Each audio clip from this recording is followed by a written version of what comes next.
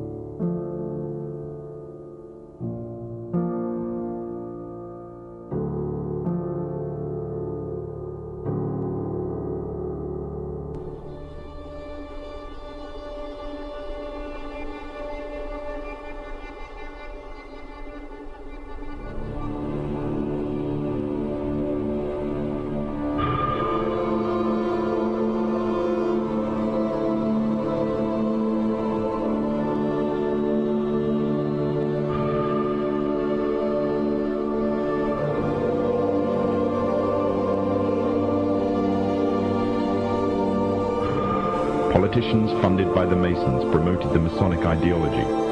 The secret lodges of the Masons were open to members of the French army. High-ranking officers and generals were indoctrinated to the Freemasons' way of thinking.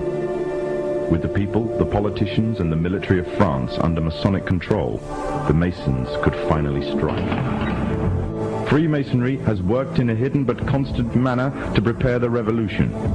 We are then in complete agreement that Freemasonry was the only author of the revolution, and the applause which I receive from the left, and to which I am little accustomed, proves, gentlemen, that you acknowledge with me that it was Masonry which made the French Revolution.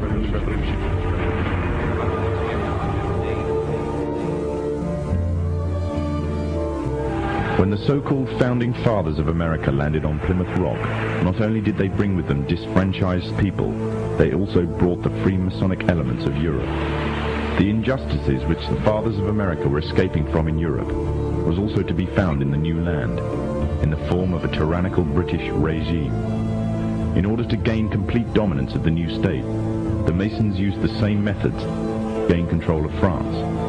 Although the British monarchy was run by the Masons, the American War of Independence was a necessary action, and the people involved in the war were expendable for the Masons to fulfill their dream. Emotions of the people were manipulated into anger, and just like France, anger turned into war. This time, however, previous mistakes would not be repeated. The near defeat the Masons faced against Napoleon and his army in Europe taught the Masons a lesson.